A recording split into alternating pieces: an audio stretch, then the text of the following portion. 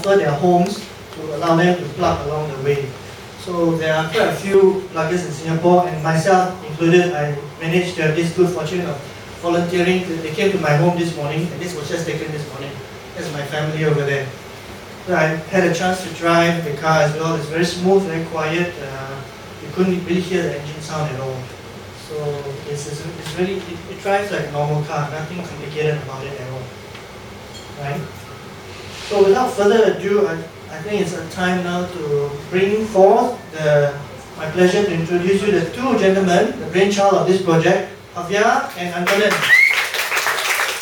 Welcome to Singapore.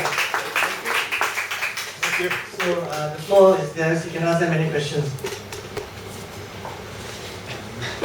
Hi, thank you for your welcome. So for us, Singapore will be the first stop of a very long journey with no stop, as we are driving from Singapore to France, crossing Southeast Asia, China, Kazakhstan, Russia, and then Europe.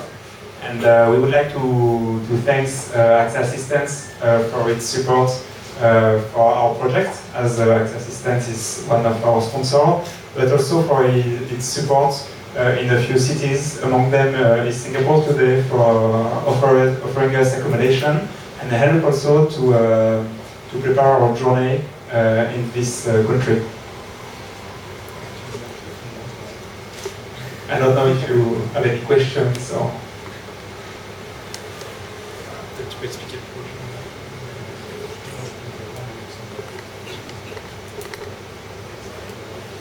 No question. How did you come up with the idea of this? So we had this idea 1.5 years ago, and first we wanted to travel in a different manner, not as regular tourists, taking a plane and going to touristic places. We wanted to meet people, and at the same time we wanted to make something useful for the environment. So that's how came the idea of doing the first world tour in an electric car. And the main purpose of this world tour is to prove that if we are able to do this world tour, it means that everybody can drive an electric car in your daily rides, like to go to work or to go shopping, for example. And we want also to educate people about what is an electric car, because we have noticed that most of the people, they don't know about what is the range, how to charge it, how fast you can go with an electric car. So yes, we want to explain what is an electric car and to show that we can do many things with electric cars.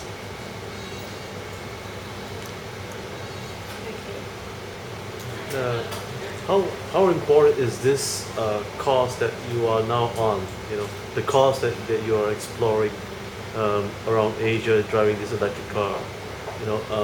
Is it got to do with the need that the way the economy is today, that we're trying to save the earth, or is it because the need of having the electric car is a necessity?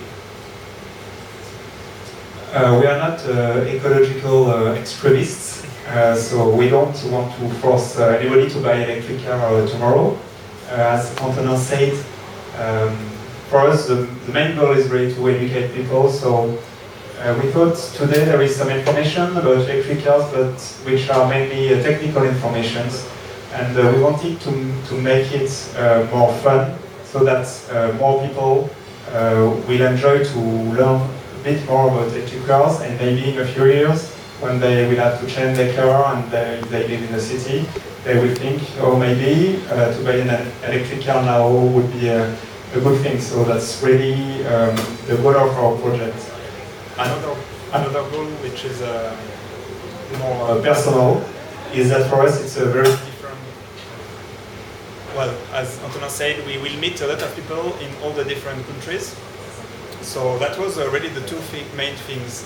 We didn't really aim to have any economic impact or anything like this. It's a very simple goal, but we think the simplest it is, the more efficient, the most efficient it is, the more efficient it is.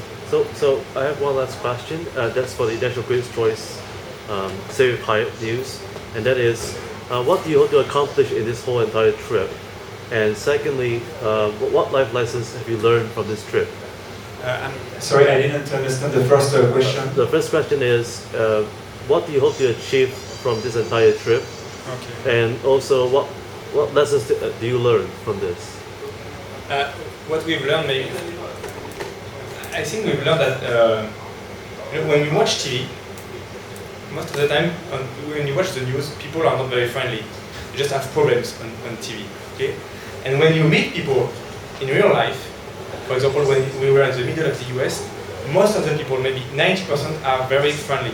You just need to meet them, and that's how personally I have discovered that, yes, when you come to people and you are friendly with them, they are friendly with you, they are helpful. So yes, that's the main thing I've learned from the trip so far. And, about what we would like to achieve, because we say electric cars are good, but we want to be able to say, yeah, electric cars are good, and we know it because we have tried it everywhere in the world. So don't worry, you can use it in your own city. That's the main thing we want to achieve.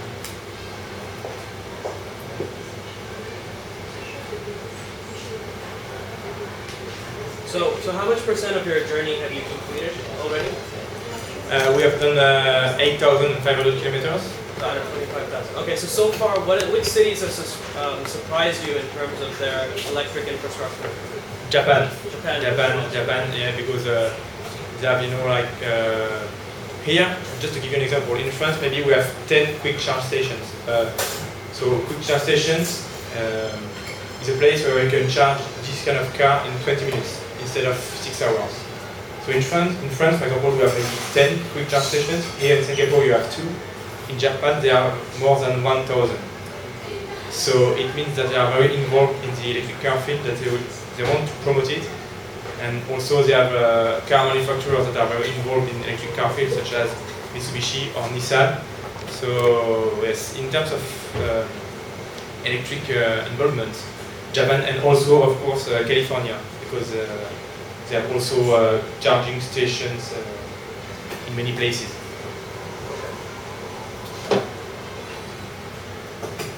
Which city are you looking forward to next the most? Like what on your remaining part of your journey? From Singapore, which was one of the cities we have never been before, so it was very exciting for us to discover this place.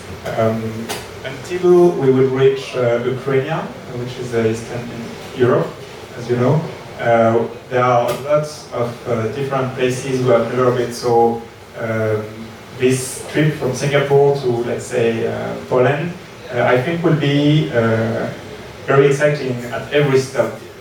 Because this city is one thing, but for my part, I think the most exciting and interesting will be the stop in very small villages where maybe people are not used to see any tourists, and to see how we'll be able to communicate with them, because we only speak English and they will probably don't speak English, and how we will be able to find an outlet to be able to continue our routes. So I think Central Asia, about this aspect, will be very interesting and very challenging. So it will be Northwest China and Kazakhstan.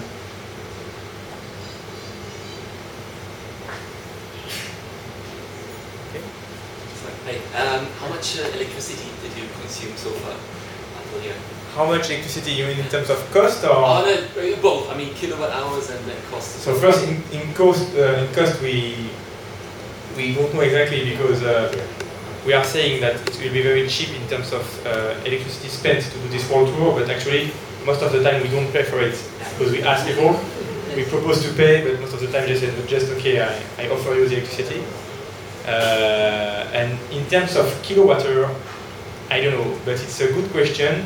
So far, I can make the calculation for you later. Okay. Yeah, maybe if you multiply 800 per 20, so yes, it's 16,000 kilowatt hour. a quick estimation.